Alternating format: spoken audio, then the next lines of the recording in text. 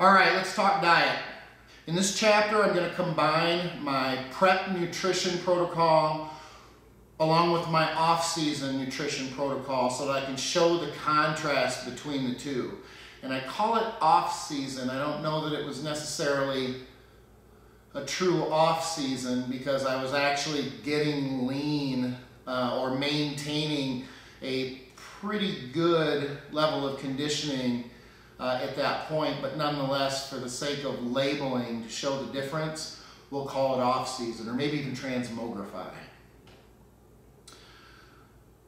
In the off-season, what I was doing was I was essentially leaning down to the point where I wanted to hold a level of conditioning that was better than average but not shredded.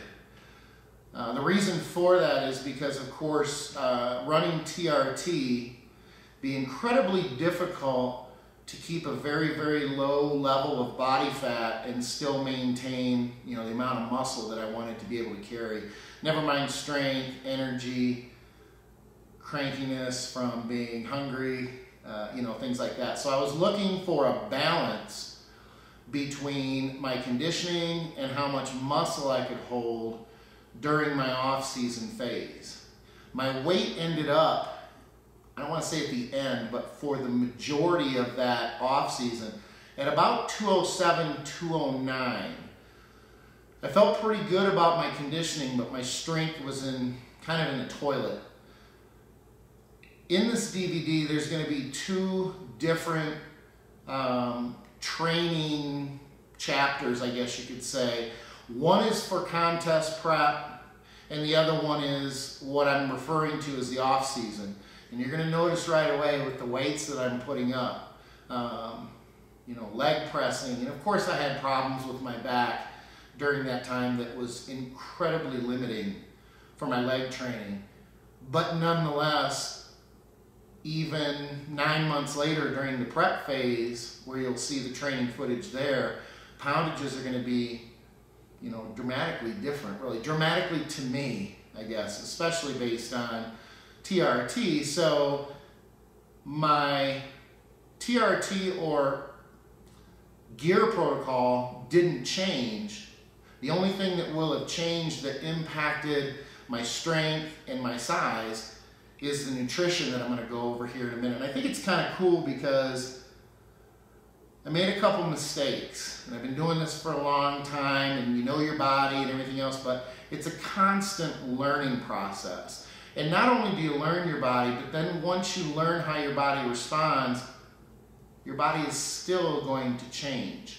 Okay, my body does not respond now on TRT like it did 4 years ago on TRT. It also doesn't respond like my body did 15 years ago when I was gassed. So there's a lot of variables and a lot of things that have to be taken into consideration. For those that compete, too, that even show to show, maybe they're only 1 year apart or 2 years apart, your contest prep will not be and can't be exactly the same. Even if you had an excellent outcome for a show, you can't just replicate exactly what you did for that last prep phase and expect to get the same results. There are constantly changing variables that you have to take into consideration. So the nutrition for the off-season, and I'm going to refer to it as last year because there's a lot contained in this DVD, and it's roughly a year's worth of filming. It started with the filming for the footage of my off-season, and it'll essentially end with the training footage for contest prep. Everything else is all in between. So what I did with my off-season conditioning last year is I wanted to get to my condition very, very quickly. I didn't want to take the time to set up my metabolism. I felt like it was actually in a pretty good spot to start with anyway, or I probably would have. And when I say set up my metabolism, basically what that means, I even refer to it sometimes as staging the metabolism, which is what you want to make sure that you're doing prior to coming into a dieting or a prep phase. What that means is that you're taking in as many calories as you can and not gaining any weight. Okay, the reason for that is you want to come into a dieting phase where you're going to end up restricting calories and increasing caloric output with cardio by having those calories as high as possible. And I refer to this sometimes as the ceiling versus the basement when it comes to options. When you're at the ceiling or close to the ceiling, you've got a ton of options. Your calories are high, your cardio output is low, your metabolism's running hot, you got a ton of options to be able to move down closer to what I call the basement. And the basement just basically means that when you're in the basement, you're either out of options or you're damn close to running out of options. When you're in the basement, your calories are really low, your cardio output is very high, you're probably struggling with recovery. At that point, your conditioning should be very, very good, but that's not always the case. Sometimes you run out of options and your condition isn't there yet. So the point is you want to keep as many options as you can or stay as close to that ceiling as possible. And that will allow you so many more options as you move through your conditioning phase. So I felt like my metabolism was staged quite well going in, but the number one mistake that I made was I was impatient, and I thought to myself, normally I will incrementally drop calories, slowly add cardio, and I'm patient about the process. This time I didn't want to be. So what I did was I dropped my calories, not necessarily to basement status, but it was an aggressive cut that was probably, if I had to guess, 8 weeks ahead of where I would normally start. And I also started with a higher level of cardio. I typically will only start with 3 or 4 sessions, and I'm a 30-minute session guy, which I get into more in the cardio chapter, and I explain my philosophy on session length, efficiency of cardio, cost to benefit, things like that.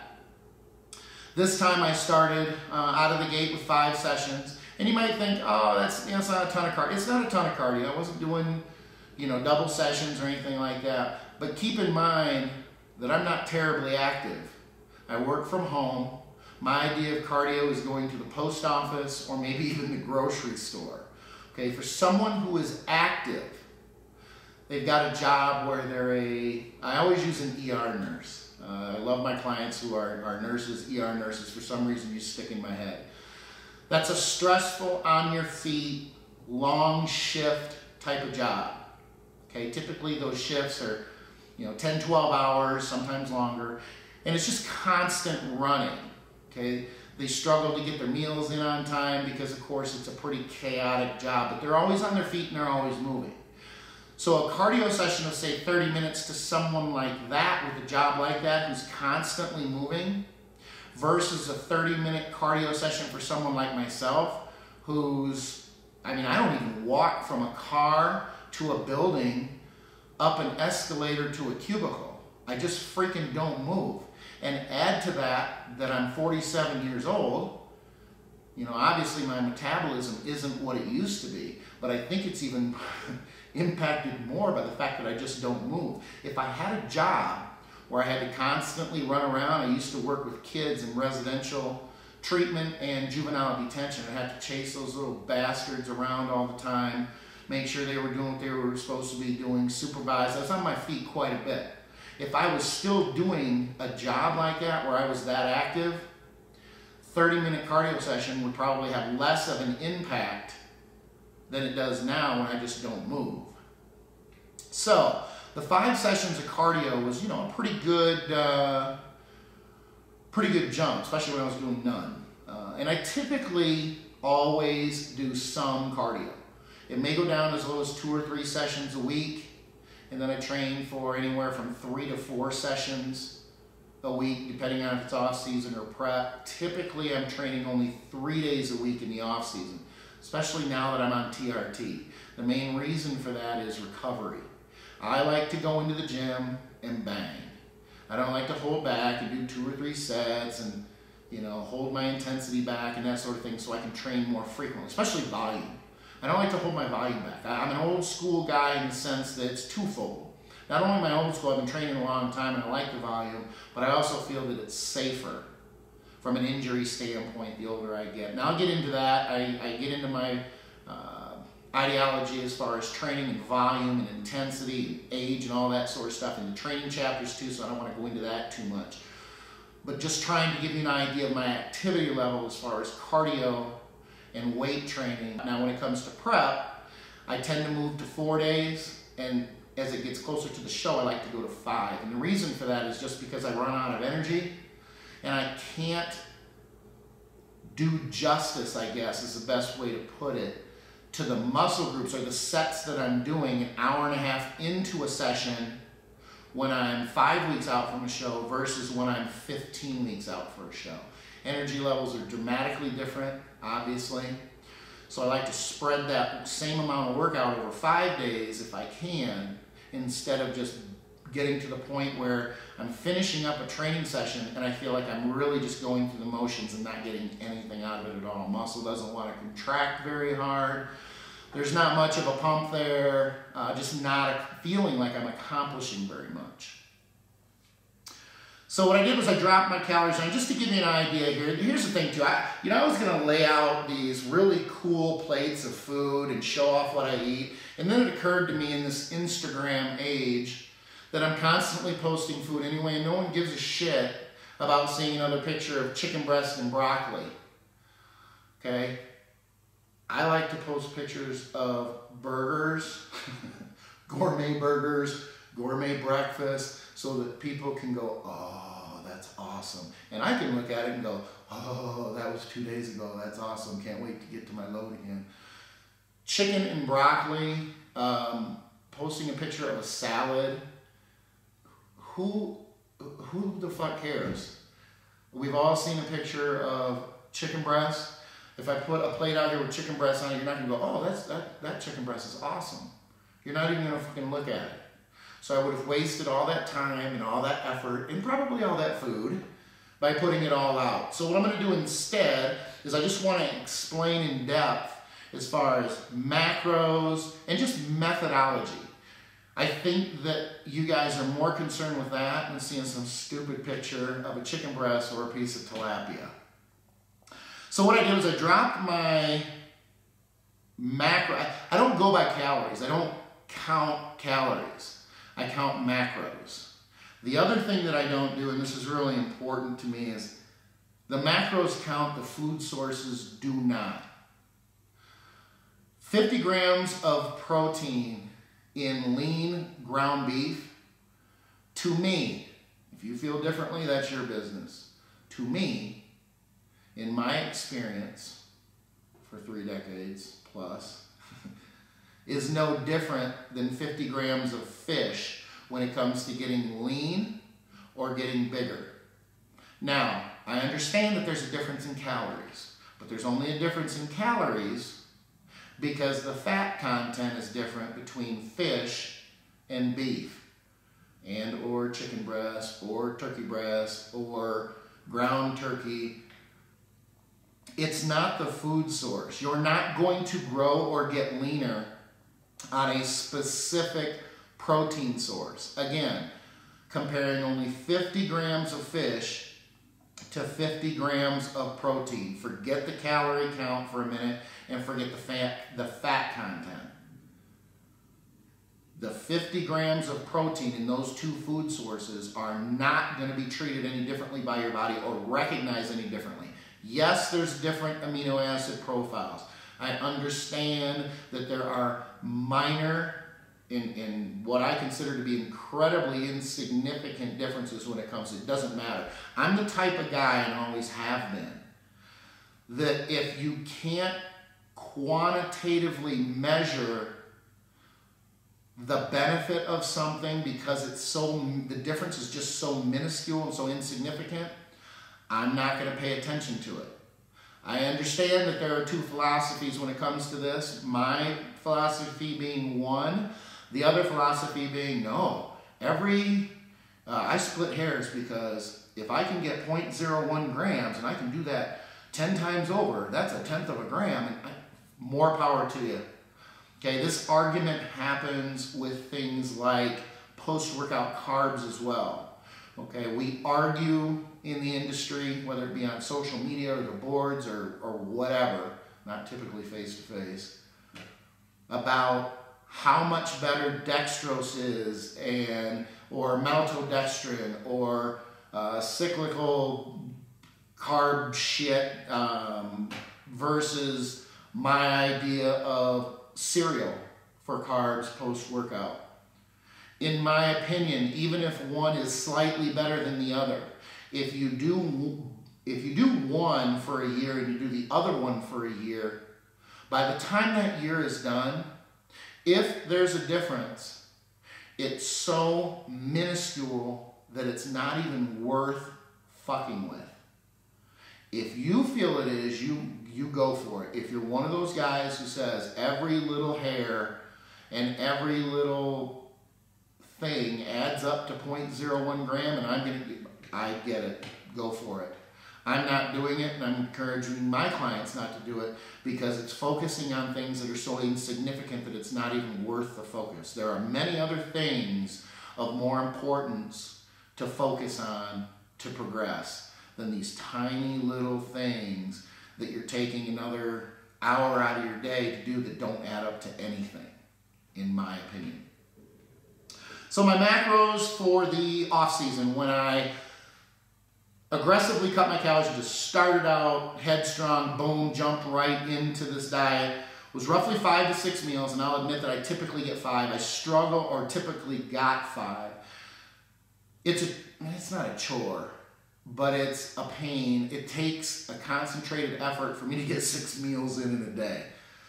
I tend to get up and enjoy my coffee and take a look at my workload for the day, see what I have to do, all that sort of shit. And by the time that I actually get to that first meal, sometimes it's been a couple hours, and that's where I tend to struggle then later in the day to get that 6th meal in. The other thing that I do is I will not, and I encourage clients and everybody listening, not to ever stay up later to get another meal in.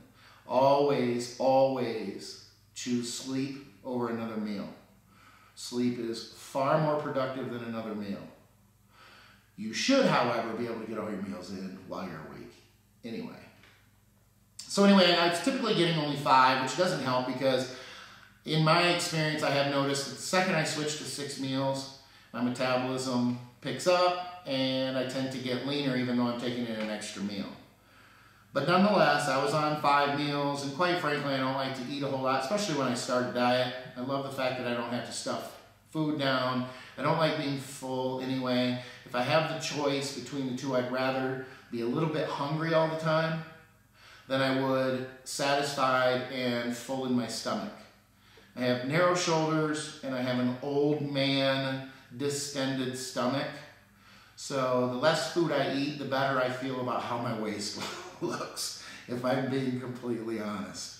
Now, I do like to eat food with the best of them. I'm very good at loading, and I am definitely, along with my wife and a handful of my friends, I guess, absolutely pretentious foodies.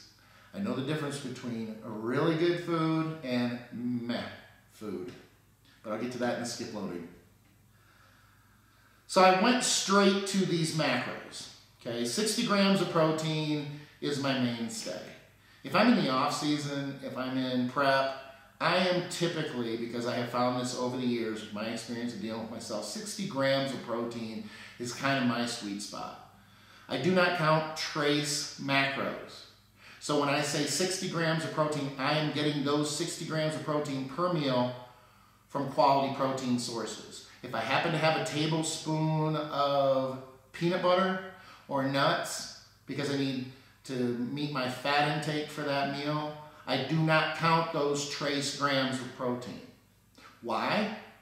Because the grams of protein, or even the carbs and fat for that matter, that I count, I want to know our quality, especially when it comes to protein, quality protein sources. As an example, I don't feel that the protein, the few grams of protein in a cup of oatmeal are worth a damn.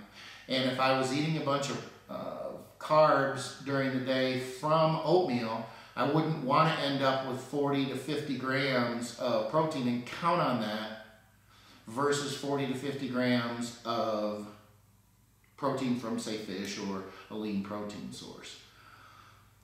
It's just the way I've always done it. And every now and then I'll get someone who will want to argue with me, well, those calories count. Of course those calories count. What you're not taking into consideration is the only time that this would ever backfire on you is if every meal or every day you're constantly changing your food sources. The reality is the people that do what we do, myself, you, and 99% of the people who do what we do, tend to stick with the same foods. We can argue or debate about whether that's the healthiest way to do it. We can talk about how we should have all this huge variety because that's healthier, because it provides different food sources to eliminate, or not eliminate, but reduce the opportunity of becoming allergic to a food, especially protein, because eating the same protein sources over and over is a lot, especially over years. You tend to, you can run into situations where you become mildly allergic to to those protein sources. However, that just isn't how we work. Okay, for convenience, practicality, it's already a pain in the ass to meal prep either once a week or do it a couple times a week. I have the luxury of doing that because I'm at home. I work from home, so I have that time. Instead of putting in 2 hours on a Sunday night when I have to make my wife's food every night anyway for the following day, and my kids' lunches and breakfast for the following day as well. It becomes, I sometimes consider myself maybe not a stay-at-home dad, even though I guess I am, but maybe, I don't know, the family chef or some shit, I'm not real sure. But anyway, there's a lot of time invested in meal prep. So, anytime you can take the edge off of that time by preparing the same foods, it just makes life a lot easier. Plus, I think the large majority of us understand and accept we're not doing this for awesome tasting food. We're doing this to make the meals as nutritious as possible to feed our goals, whether it be getting larger and growing, or getting leaner and holding on to the muscle tissue that we already have. I guess the other option would be both at the same time. But the point is those goals are far more important to us, really, than how good the food tastes. So, 60 grams of protein, my sweet spot. It's where I started, it's where I stayed. I jumped to no fats, with the exception of, it's really not no fats, I probably shouldn't even lead that way. Very low fat. The 2 times that I take in additional dietary fat during the day is a tablespoon of peanut butter, which is roughly 8 grams of fat, so twice a day, 16 grams of fat, not a whole lot. I take in 1 tablespoon of peanut butter with 2 of my protein drinks. And I typically will have 2 to 3 a day. That's counting the post-workout meal. But even on my days that I don't train, I admit I'm one of those guys. I love the convenience and how practical it is to bang out a protein drink with some added dietary fat versus having to choke down a rotten-ass chicken breast again. And just for the record, I don't know how long you guys have been doing this and eating clean, but I've been doing it going on 33 years. And there are 2 things that I absolutely despise eating. Tuna from the can, of which, thank God, I don't have to do anymore. I call it poor man's protein. I remember when I was a teenager and shortly out of school, that's the money I had. You have to do what you got to do.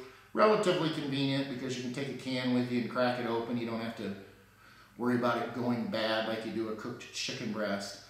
And then number 2 is chicken breast.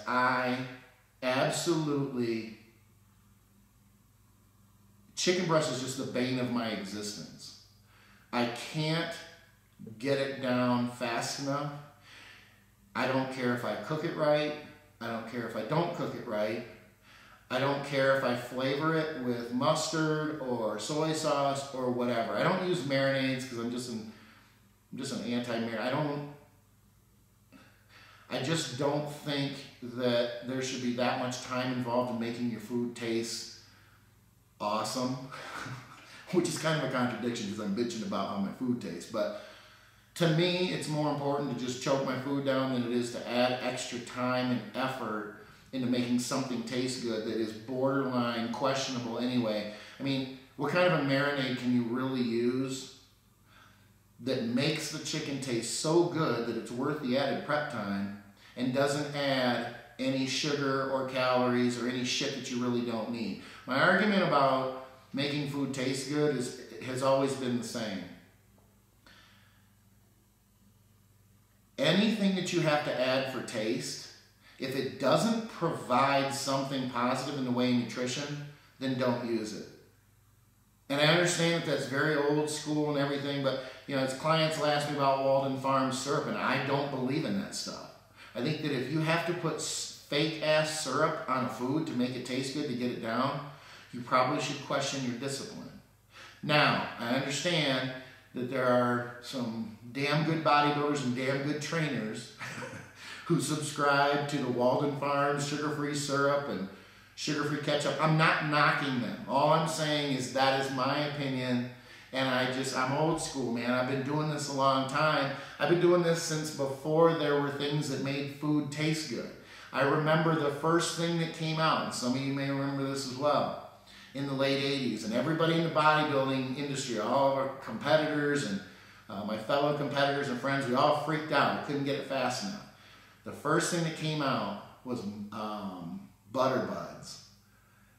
And it was straight maltodextrin, pretty much, first ingredient on the list, but it was basically fake-ass butter powder that, because the serving size was so low, they considered it no carb. So you're just sprinkling maltodextrin on your baked potato to make it taste so good, and it was the most awesome thing ever. So I understand that we live in a time where there are a lot of options to get food down and make it taste better. If that's your thing, that's your thing. I'm just telling you it's not my thing. Do what you want. It's just not my thing. 60 grams of protein, 2 tablespoons of fat a day, 2 tablespoons of peanut butter a day for 16 grams of fat. And the only carbs that I take in, because I don't count vegetables as carbs, and the reason I don't is because it essentially takes half the calories of the actual vegetables themselves to digest them. Okay? That's roughage vegetables. That's not things like, you know, green beans and that sort of thing. I actually limit green beans. I don't believe peas are a very good idea. Actually, I believe peas are a very good idea if you count them as carbs. I think they're actually a really good carb source. But anyway, I don't use them. So the only carbs I'm taking in at this time are post-workout carbs, and they're in the form of cereal. I'm a Rice Chex guy. And the reason I use Rice Chex, you might think, oh, Skip's on the gluten-free wagon. I've read many articles by him about gluten where he just destroys people for the trend of being gluten intolerant. One of the main reasons that I like the variety of all the different flavors. That's number one.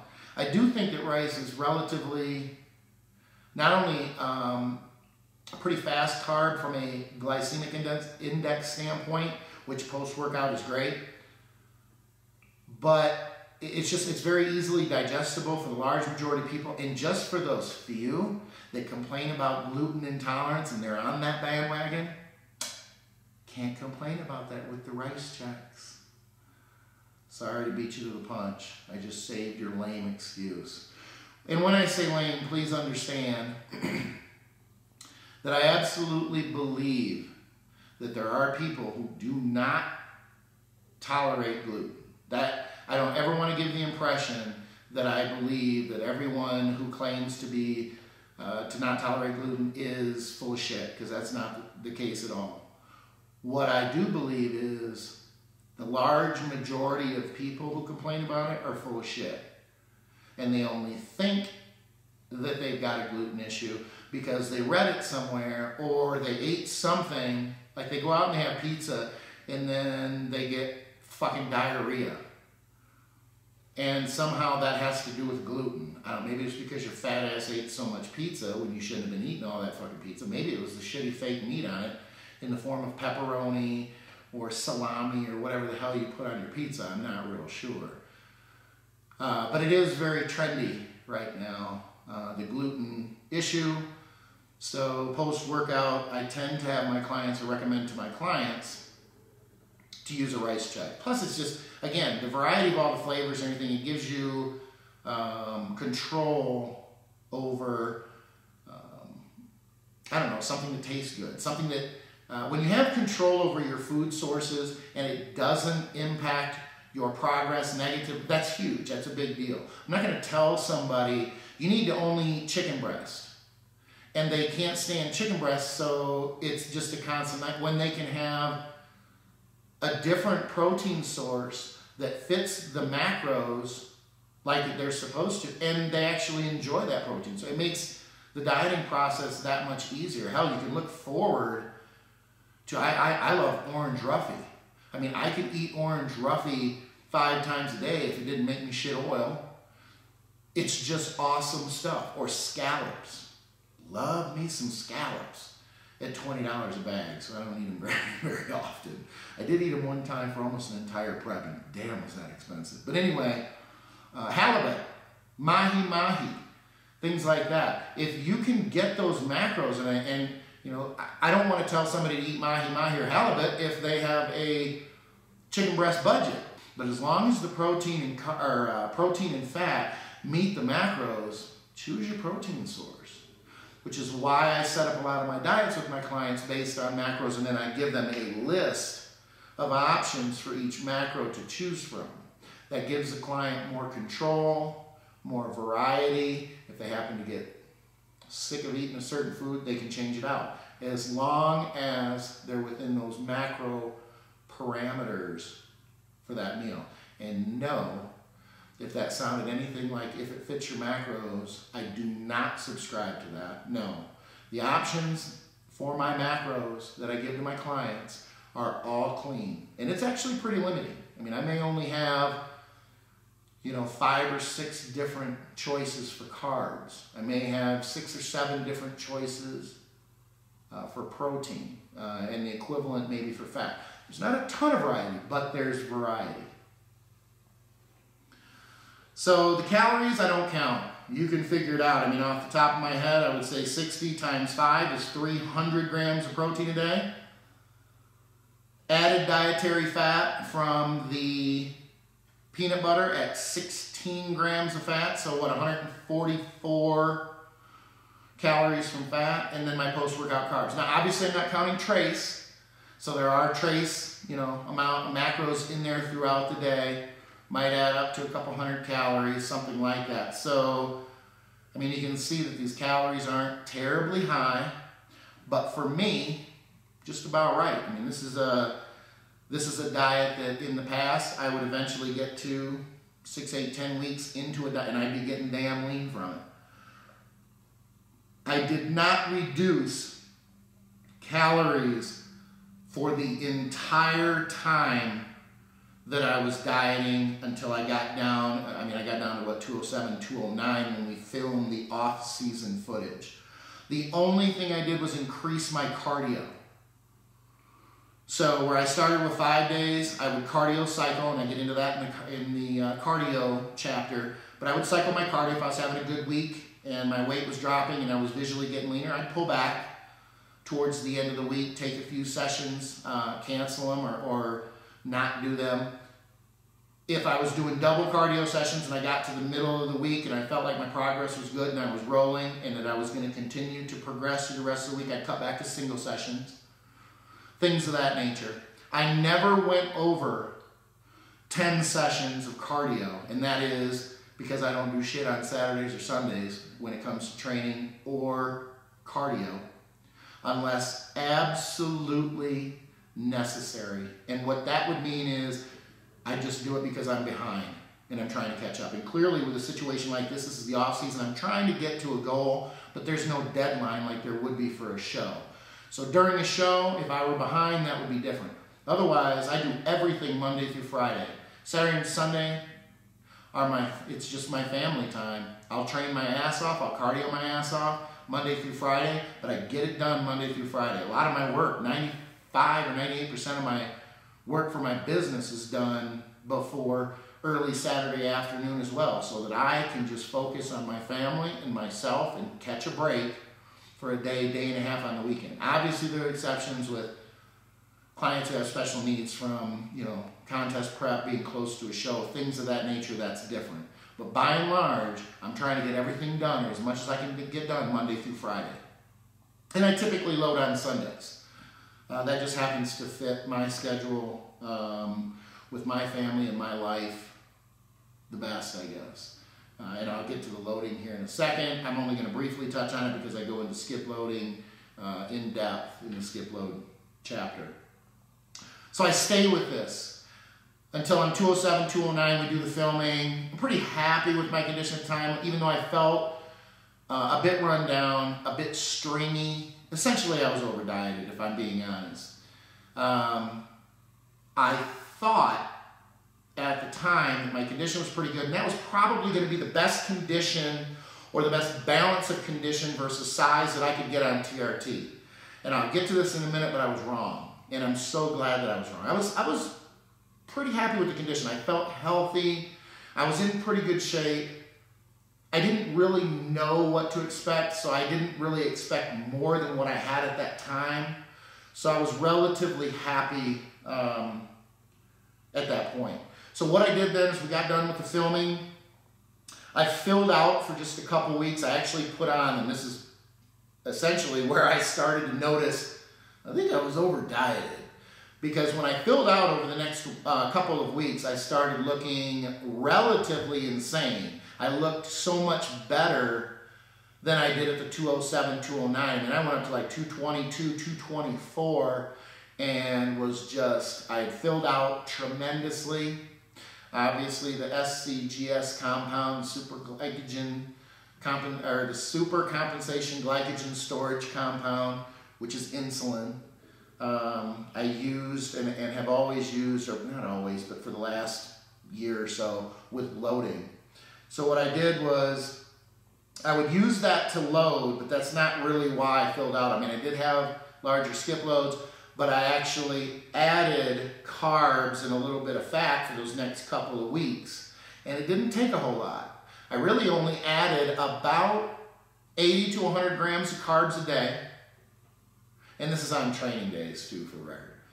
And I added another 16 grams of fat for a total of only 32 grams of fat. So I mean, if you look at the calories and the macros, not terribly high, which gives you an indication, or should, it did me, how over dieted I was when I responded so well to that, I want to say subtle increase as far as calories, macros were concerned. So at that 222, 224 area, I actually took about 4 or 5 days off as well towards the end of that couple weeks, so that I knew that when I came back to the gym, I'd be fully recovered. I did have a couple aches and pains. They were minor, but I didn't want to get into this next phase and have to deal with that. So the next phase essentially puts me into prep mode. At that point, and getting closer to the conditioning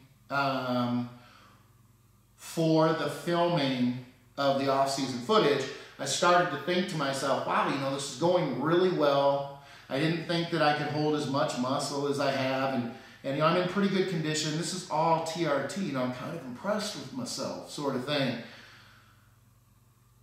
Just because I didn't think that I thought that I would look like shit on TRT, if I'm being completely honest. I thought it would be a constant battle to hold muscle. I just didn't think I could be in very good condition, that sort of thing. Yes, I had lost strength. Yes, I was over dieted, but I didn't know that at the time when I'm contemplating, hey, you know what?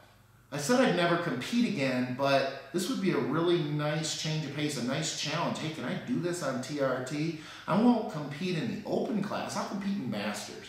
Just to do it, just to see what I could do. That way, maybe I can probably still be competitive, probably won't win, but at least I won't get destroyed in the open class. So this is my thought.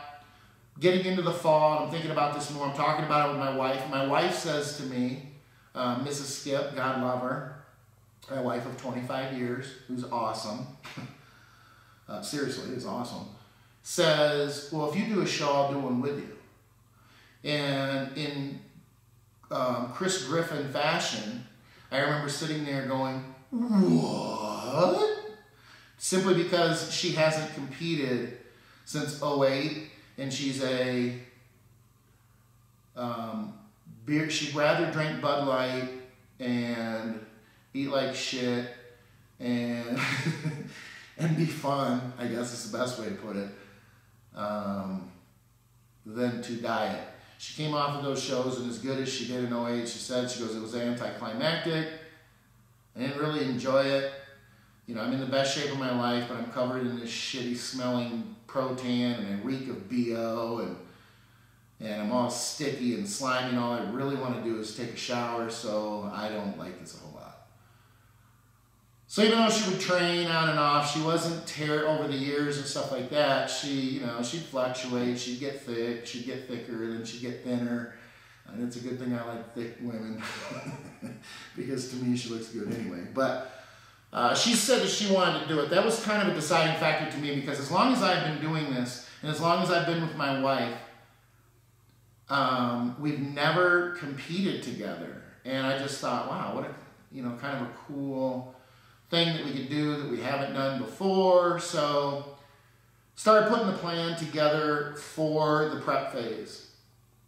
And I'm so glad that I did this. This is the huge difference, essentially, in why I look now so much different than I did last year. And I just love the fact, thank God, that my brain works in a experiment, curious, try things sort of phase, I guess, or that's just the way my brain works. I don't like to do the same things over and over because I don't feel like I learn anything. Even if they work, I don't like that because I don't feel like I learn anything. So here's what I did. I knew that I needed to get to 6 meals.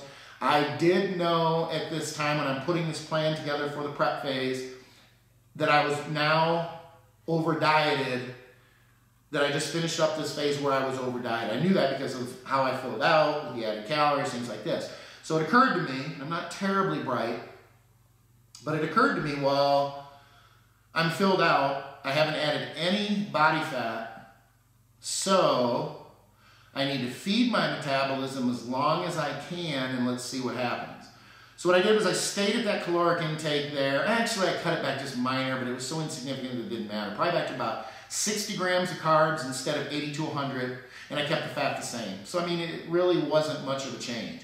And that was my starting point. Okay, I cut my cardio back again to only 5 days, and I felt like with the small increase in calories and the fact that I had filled out, I had taken a little bit of a break from the cardio, a little bit of break from the gym to let my body recover. I was in a pretty good spot. I felt pretty good. So I started that 5 days, and what I did was every 3 to 4 weeks, I would add roughly 150 to 200 calories to my diet. I wanted to do this incrementally and slowly to see how long can I feed my metabolism, and let's see if I get leaner or if I just stay the same. Maybe I'll recomp. Maybe I'll actually gain body fat and then I'll have to cut back. So I just figured I'm going to do this, I'm going to watch. I had plenty of time.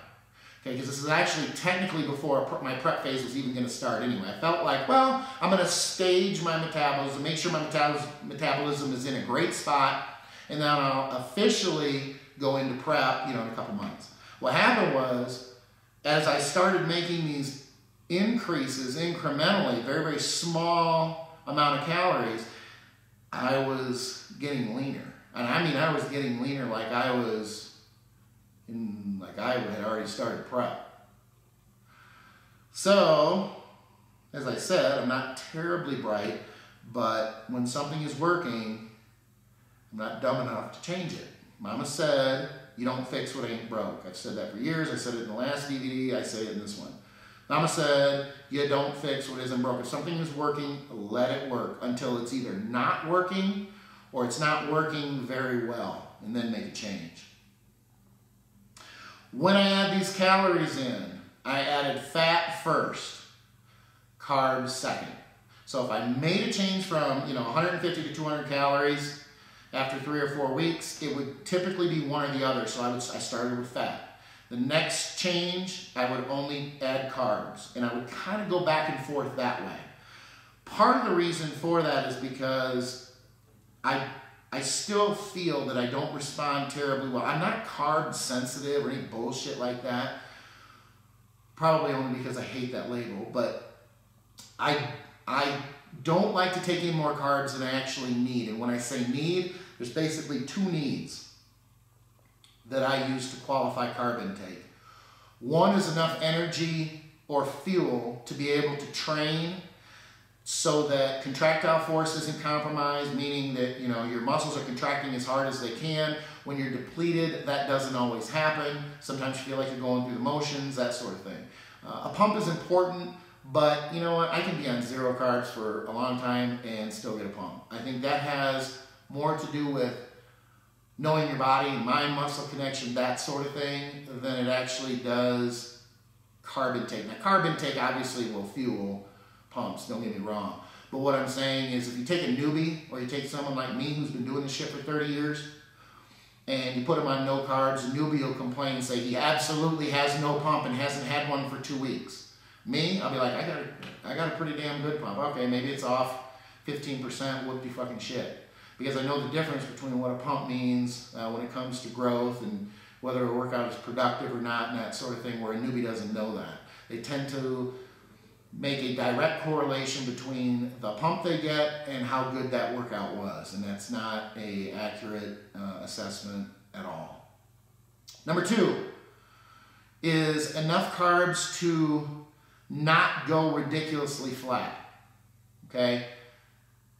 And that one's a little bit misleading because obviously when you diet and you're getting lean and you need to get shredded, you're going to be flat, okay? You can't stay full all the time and get shredded. You're just not going to do it.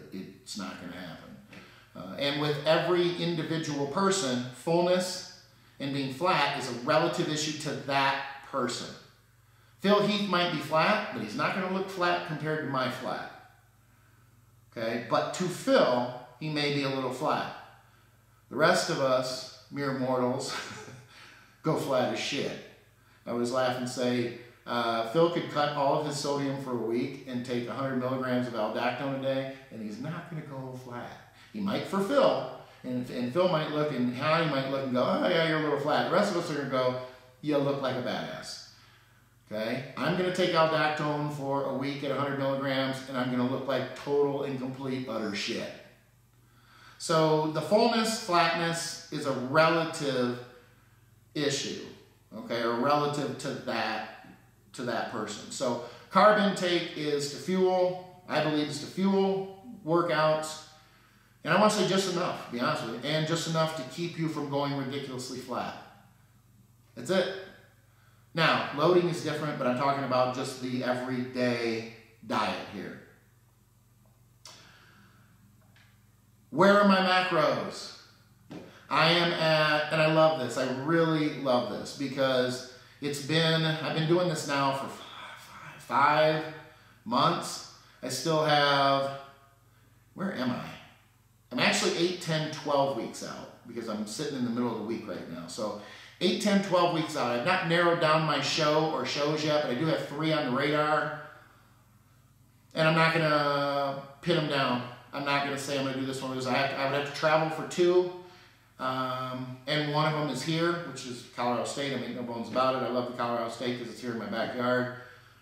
But I don't know when either, Mrs. Skip is going to be ready. So I'm not going to travel to go to a show by myself that she can't compete in because maybe she needs a couple more weeks. My wife has battled in her defense, and this has nothing to do with off-season or prep, but it's important that I note this. My wife is incredibly disciplined and incredibly dedicated when she locks into something like this. She may like her Bud Light, she may like to eat like shit, and sometimes her days are ridiculously long when she has to get up at 6:30 or 7 in the morning, has a regular job where she works downtown Denver. She commutes an hour and 15 minutes on a beautiful sunny day, let alone in the middle of the winter when there's snow on the ground because we live at 9,000 feet. One way, hour and 15 minutes, and then on the way home from the gym, she meets me at 7:30 or 8 o'clock and we train until 10:30. She gets home at 11:30, is in bed by midnight, and gets up the next morning and does the same thing. Incredibly dedicated, but her mother is battling colorectal cancer.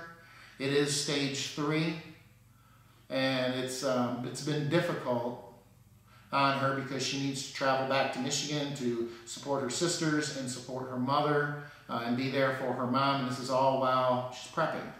You know, I've told her, pull the plug. This is not important. This is just a show. It doesn't really matter. Yeah, it's cool. We can do it together and everything else. Her response is, I'm going to do it as long as I can do it. If things get bad with my mom or I get to the point where I'm behind, that's different. So I bring that up because I don't want anybody to think, oh, what do you mean she's not going to be ready? You're a prep guy, Skip. Why can't you have your wife ready? I can have my wife ready, and she probably will be ready for the first show. But if she's not, and she needs to wait a couple weeks later or even to the last show, that's what we'll do. And I won't have any regrets. I won't have any animus or I understand the situation. I appreciate that I have a wife that has her priorities in line and puts her family and important things ahead of something that is just, quite frankly, just not that important. I don't know how else to put it. I appreciate that about her. That's one of the many things. But anyway, current macros. Obviously, my protein is at 60 grams. That's my sweet spot. I've kept it there. My fat intake is at 100 grams a day, and my carbs are at 150 to 175 grams a day. That's a pretty substantial difference. And I, right now as I sit here, weigh 204.5, where I'm roughly, what, 5, 6, 7... I was 207 to 209, I don't know the exact weight, when I did the filming for the off-season training footage. So I'm lighter now, and I'm taking in, I mean, this is off the top of my head because I haven't done the calories,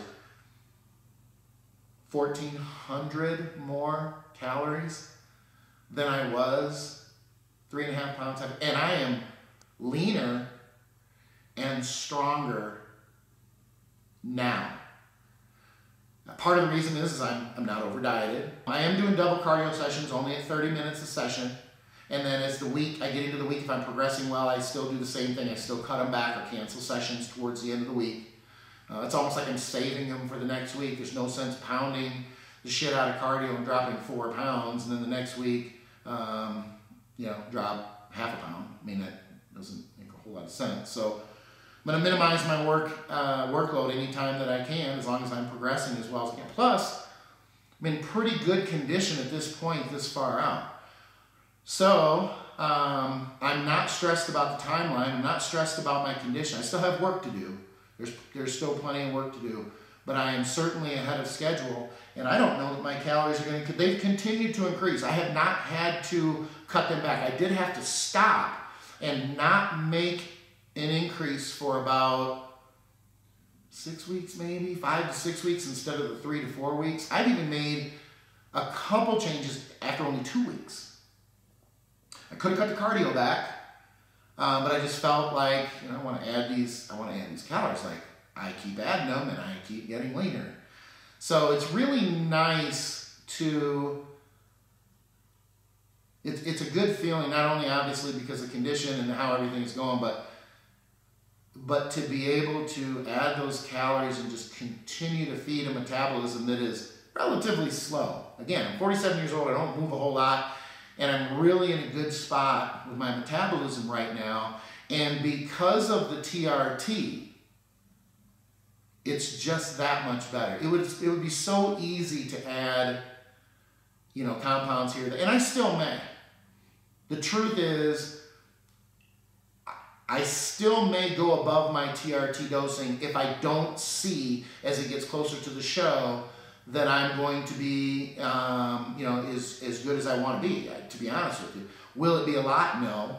If I add anything, I would add something small. It'd still be healthy. My main concern is not winning a show. It is getting shredded and being in really good condition, but proving that low-dose TRT or even just low dose gear, and being healthy can still happen, and you can still get into crazy condition and still hold a good amount of the muscle that you've built over the years. You're not going to build a ton of muscle on TRT, and I don't want to ever give that impression, and I go into this quite a bit in the TRT dosing, or the TRT chapters. I am not in any way saying that someone who has not trained before or not used gear can get on TRT and just make massive gains. I'm not making massive gains. What I'm doing is I'm holding what I built over 3 decades. Well, holding as much as I can. I'm not holding it all, obviously. But I was so surprised over the last couple of years how much size I was able to hold from all those years on only TRT, that this TRT bodybuilding DVD is the culmination of that. I was so surprised, knowing what I know, that I feel like I need to pass on this information to other people so that they know. So that guys in their 40s or even 50s who have been around since the 80s, they've cycled, they were gassed for years, they were competitive, they like to be big, they like to be conditioned, that's what they do, that's what they love to do, will know I don't have to continue to take all these risks with my health and continue to stay gassed.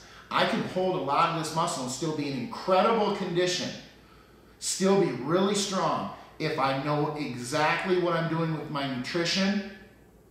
I get my TRT dosing dialed in, blood work, and it is not an easy thing. I mean, it took me a couple years to really get it right, and that's knowing what I know. And of course, the training being as efficient as possible. Because the truth is, when you're gassed, I mean, I knew a lot of shit about, you know, nutrition and training and everything else while I was gassed. I've been doing this for a very, very long time. But when you're not on TRT, you can get away with some shit not being exactly perfect or as efficient as possible. When you have to cut those compounds, and you have to cut that dosing, your training and your nutrition needs to be so dialed in or it won't work. It won't give you the benefits. And a good example is last year off season to me right now.